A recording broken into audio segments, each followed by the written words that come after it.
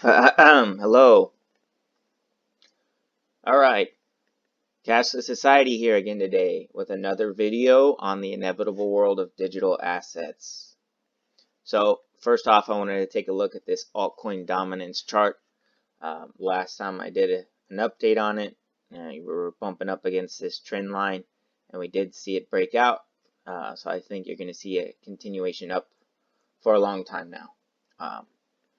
Personal opinion, because of this and a lot of other things, I think that the best place to be here for potential growth is going to be in altcoins, not Bitcoin, at least until we see this thing blast off and maybe cool down. I don't know, we'll see, but over the next few months, that's where I'm at.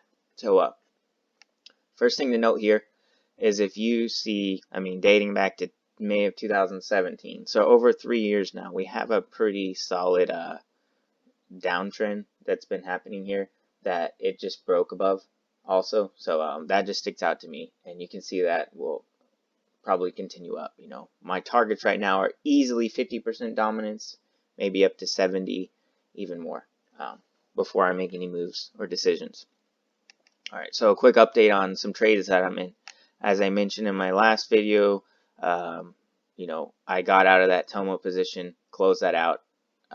So I added 1100 Tomo to my portfolio and was able to make, 295 XRP profit added to the 20,000 I already had. Right now, I've taken out a position in both Ren and Ocean, 16 Ethereum each that I used to get the position. And, obviously the goal here is to add some Ren to the portfolio and return the Ethereum, add Ren and Ocean and return the Ethereum back to the portfolio. So that's what I'm doing. And, I'm always going to stay very transparent with you guys, keep you updated on everything that I'm doing, regardless if it goes in my favor or not. So I think that that's what everybody should do rather than just shilling crypto and, making these calls, this and that, but they don't actually have skin in the game. I'm showing you exactly what I'm doing. All right, so yeah, just looking at the charts, Ren did break out. It made a new high. Came back down right now, kind of testing, trying to find support on that high. We'll see if it's able to. I think it will, and I think it's going to keep running. So same thing happened with Ocean. We had a quick breakout right now at a little retracement, just like the rest of the market. I think it's going to continue up. Another update. I did end up adding some Cardano. Last time I made a video talking about Cardano, it was right here at 10 cents. And I was thinking I should get some. And I didn't at the time. It did break out, had about a 30% gain from that, maybe 40% gain from that 10 cents, and pulled back to about 12 right now, and that's where I got in at.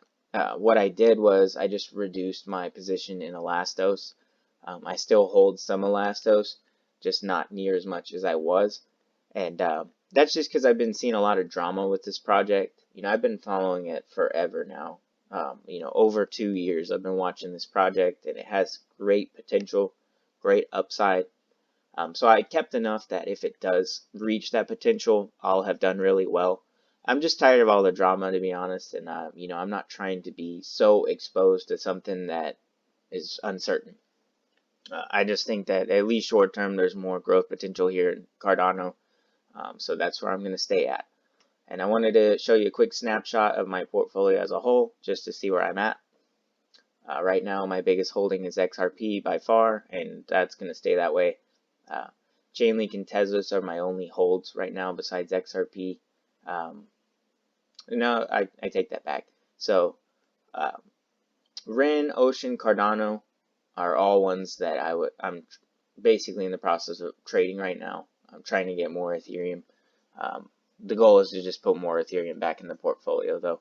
But other than that, I'll hold the Elastos I have forever. Nash I've already locked up in staking. I can't even get access to towards the end of next year, even. But yeah, these are my top 3. Chainlink, I'm going to keep that for, at least until the end of next year, probably. But yeah, next page. Yeah, that Tomo I added, and then the rest of this is really just like crypto dust I have scattered all around. Just some stuff that I've purchased a while back. Switch.io being another decentralized exchange. I'm up like 500% on that. I had bought it really low, so that one's done well. Some Beam, that one I mined. I basically started mining that right when it came out. It's one of the only cryptos I've mined basically from Genesis block, so I thought that was cool to just jump on. I'll keep those just to see what happens. Maybe buy a new PC with the gains off of that would be the goal there. But yeah, just a quick update on what my actual portfolio looks like. Alright, so the second half of this video, I want to get into some news. The biggest thing that stuck out to me that I saw for news was, Coinbase saying that they're basically saying they're going to IPO maybe by the end of this year, if not early 2021. And I know it's obvious why they're doing this. They know that this bull run is coming, right? They've been planning for it. They've added all kinds of crypto to their platform since the last run.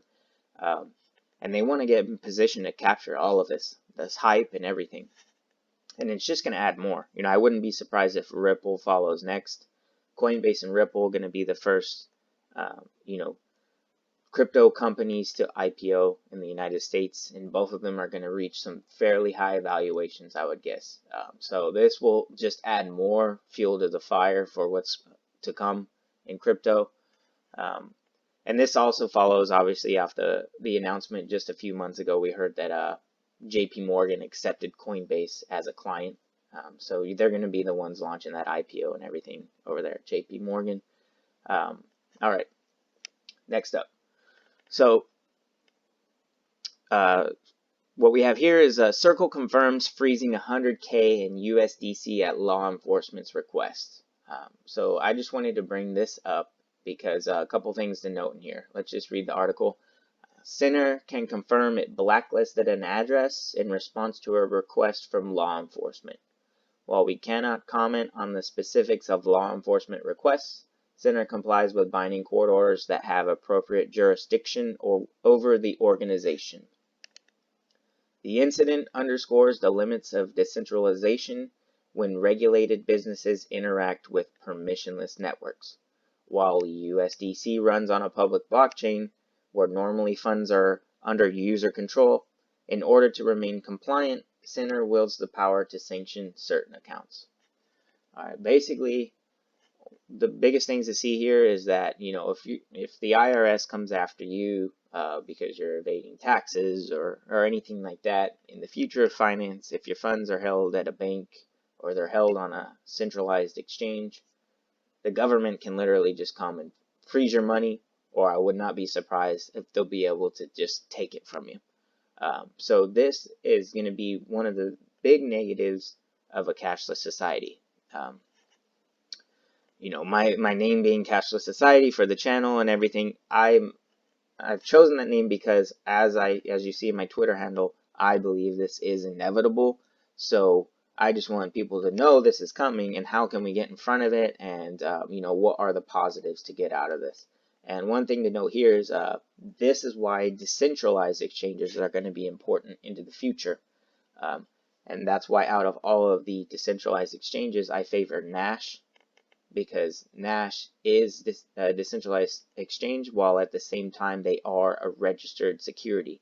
They've done everything they can to be compliant. So I don't see government regulation coming and trying to shut down their exchange, but I could see it with a lot of others that have been basically trying to work around some legal regulations and stuff like that. Yeah, but just another note there, some decentralized exchange protocols and tokens to be looking at would be Kyber Network, 0x, Nash Exchange, as I mentioned, Loopring, and what else do we have? Switch.io. Switch.io is another good one as well. As I showed you, that was in my portfolio. But yeah, just to keep in mind, regulations are coming, and this is why I always, I'm skeptical about suggesting people look elsewhere for exchanges, like even Binance, because they've been pretty shady with their dealings. So while Coinbase might have high fees and stuff like that, I'll always refer people there because I don't want to later on see them lose money because they put it on Binance or they put it on Bitfinex or any of these other shady exchanges, and those exchanges get shut down and they're insolvent.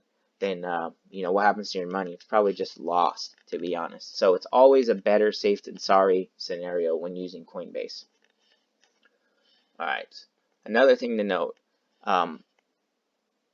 This kind of just adds on to what I was just saying with the last article. So it says Hong Kong's national security law could threaten local crypto brokerages. So my main thing here again is just, if you have funds scattered all around on other exchanges, just be cautious because, if something happens to these exchanges, we've seen it before in crypto where they get shut down or they go bankrupt or they just pull the rug out from under their customers, your money's just gone and there's nothing you can really do. So I would say to always lean more towards using the ones that are compliant and stay away from the other ones as much as possible. Because the theme here today has been about laws being put in place or crackdowns that might be coming. And also yesterday, I believe, or the day before, an article came out about privacy coins, how the IRS is specifically targeting people that have used Monero, Zcash, maybe Dash was in there as well, along with Bitcoin Cash even. So that's why I also don't have any privacy coins, because I could see those being outlawed, to be honest. They want to be able to track and trace and control all of this. And if you have something you're investing in that's going to be outlawed, that's probably not in your best interest. Just a personal opinion. But that's really all I had for you again today. So as always, this is not financial advice. I'm not a financial advisor.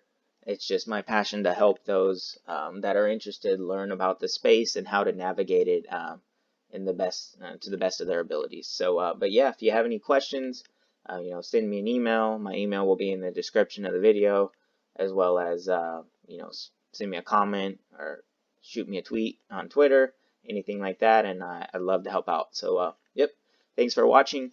Share with your friends and family, and stay tuned for the next one. Thanks.